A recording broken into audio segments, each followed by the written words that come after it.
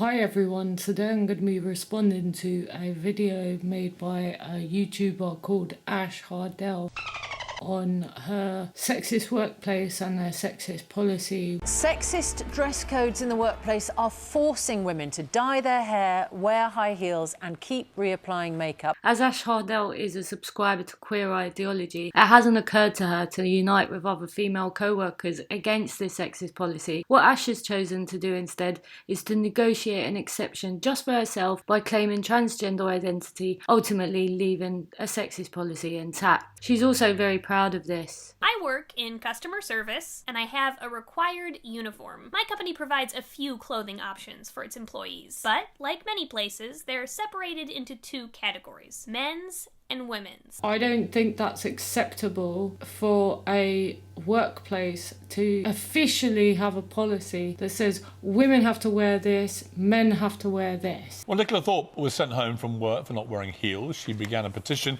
that was signed by over 150,000 people and led to an inquiry into workplace dress codes. Yes, this isn't just any report. This is the Petitions Committee and Women and Equalities Committee. Outfits are very professional garments, and in my opinion, they're pretty gendered. Suits, ties, skirts, pantyhose, that kind of a thing. Apparently pantyhose mean stockings or tights. I mean, to me it sounds like something a lot kinkier, but apparently that's what it means. So for any British people watching, that's what pantyhose means. For 4 years, I was too afraid to rock the boat. Thus, I showed up every day in a dress and heels. A dress and heels. See, this really shocks me. I can really understand why if you're doing like a self-employed job, you might just let it go. But for 4 years you sat there and worn high heels and a skirt. I can't imagine that. I would never do that. Me in a dress and heels. Y'all wouldn't recognize me. 4 years. How did I do it? 4 years. Great question. The answer is compartmentalization and disassociation. But what about all the other women working with you, Ash? This is a very significant report triggered by your petition. Absolutely. And they have agreed that it is sexist to require women to wear heels to work. Because changes in law don't stop bad practices from happening overnight. Dresses and heels are designed to make you feel self-conscious. So you think that no other women felt like that when they were wearing those clothes? Why did you not want to wear heels to work? Because it ended up with you getting the sack, didn't it? I did, yes. I lost my job as a receptionist. I didn't want to wear heels first and foremost because they were going to be painful. I would be walking for 9 hours a day, 40 hours a week, escorting clients from the reception to their meeting room. So that, first of all, was a physical thing. But when they insisted that I wore them, What kind of company was it? It was an accountancy firm. It was PwC. I didn't view my uniform pieces as installments of my wardrobe, but rather as parts of a necessary costume. Bearing in mind, by the way, that this person, she's got 500,000 subscribers, so she could probably give up her job if she wanted to. So there's a lot of people probably working at a company who aren't in that position. They're probably sucking it up because of pure need. And when I wore the uniform, I wasn't Ash. I was Work Ash. Work Ash is an alter ego / coping mechanism who is no nonsense and entirely pragmatic. She doesn't care about regular Ash's feelings or discomfort, and she does whatever she has to get things done. Sounds kinda unhealthy, doesn't it? So Work Ash is basically like the most polite way I can think to describe it is complicit. How did I get from there to where I am now? Well, as the years progressed and people at my company got to know me, I dipped my toes in the water of testing. Where's the support network? She's supposed to be around a bunch of so-called feminists. Queer trans activists is what I'd call them. None of them are saying, "Oi mate, you shouldn't be taking this. This is blatant sex discrimination." Especially heels, like, because they actually injure your back and your feet. They're actually really bad for your health. And she's just sucked it up for 4 years. Oh, you ordered the new dress? Looks good. You know, I actually think it'd be kind of cool to show up in the suit and tie. It was always a real casual thing, just to colleagues and work pals, no management at this point. This is an activist. Fuck off. And almost always, people would reply, "Oh, you should. I say folks should wear whatever's comfortable for them." Or, my favorite, "Ash, I think you'd rock it.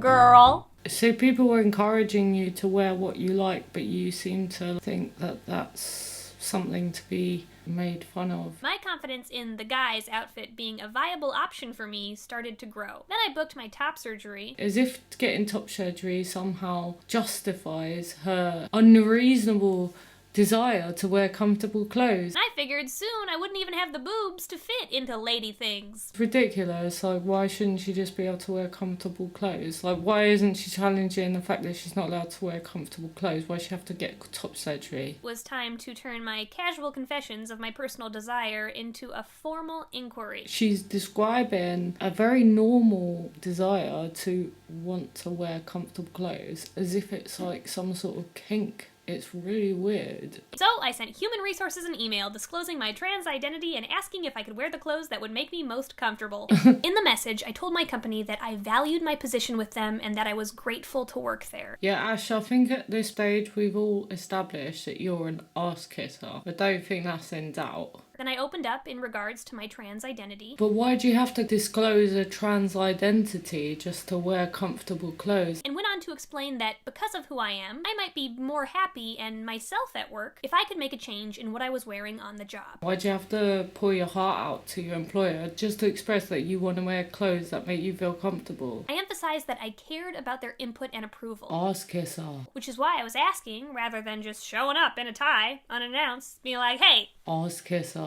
I said that I would be totally open to having a dialogue with them about the matter if they wanted. Employing sex discrimination laws would deal with this problem. And I closed by offering some times I was available to do so. And the whole time, my heart was beating so hard. See, after this, there was no going back. I was irreversibly outing myself to my superiors. This is a clear case of sexual discrimination. They could say no, or I could decide I actually wanted to keep rocking the dress. It didn't matter. This was a permanent admission regardless. And that scared the crud out of me. I don't want to pretend I was totally cool or cavalier throughout the whole ordeal, because I wasn't. Now, if you're straight or cis or just really brave, it might be hard to comprehend why I was so worried. I get why you were worried. I just don't get why you don't recognise that this is a case of sexism, not transphobia. It may seem strange that I suppressed the truth about what I wanted for so long. In 2013, a Deloitte study found that 83% of LGBT+ employees admit to changing some aspect of themselves at work in order to, here's the kicker, not appear too gay. This study found that even in companies with diversity policies and inclusion programs, even companies with inclusion policies and diversity programs, they don't give a shit about addressing sexism. queer folks struggle to be themselves at work because they believe that conformity is critical to their long-term career advancement. And what are you doing to help these people? Conforming.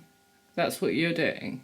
Do you realise that? And that's how I felt. Like I said at the beginning of this video, I didn't want to rock the boat. I wanted to blend in and conform to what most of my colleagues were doing. We get that you didn't want to rock the boat. It's fucking pathetic. But somehow I had done it. I had mustered the courage to send the email that I had been thinking about sending for years. And do you know what happened? A couple weeks later, I hopped on a call with a hella friendly HR rep who basically said, cool, sounds good. There was a short process involved. Why was there a process involved? All you wanted to do was wear comfortable clothes. I had to answer some questions, fill out a form, let my personal manager supervisor guy know what was going on. So you had to do all that stuff just to be able to wear clothes that made you feel comfortable. I was incredibly pleased though, because it was ultimately pushback free. Go you! And I didn't have to prove anything or make a case for myself. You had to go and fucking set up top surgery and you had to go through these hoops pretending that you're transgender when the entire world knows that you're not.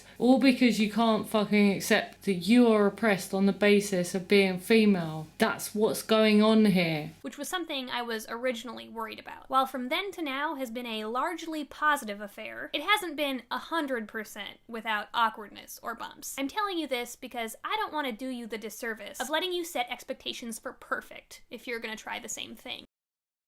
I was exposed to some dated language, small faux pas here and there, and a few confusing questions. It happens. If I had to characterize the experience holistically, however, as, say, a percentage, I'd figure it went 95% perfectly. You still work for a sexist company with a sexist policy. You haven't changed shit. Wake up. My company's attitude was 100% 100% open and accepting. They employed a policy which said that women and men have to dress differently, and yet you're still apologising for them. At one point, my individual manager even called me on the phone just to tell me how proud he was of me. That's the difference between challenging actual sexism and being a pathetic trans activist. When you're a pathetic trans activist, you get thanked by your employers. When you're actually challenging the status quo, you don't. You get sacked. Because it ended up with you getting the sack, didn't it? I did, yes. I lost my job as a receptionist. I'm still worried about some stuff. I haven't actually shown up in the suit yet. She hasn't even dared to show up in the suit yet. That's how pathetic she is. But it's happening soon. Grow a spine. Moral of the story, asking for what you want can be scary, but it can also be totally worth it. And sometimes people will surprise you by how open and chill they are. You are part of the problem. I know I'm excited for work Ash to retire and for real Ash to finally show up to work. I'm done. I've had enough now. Okay, bye.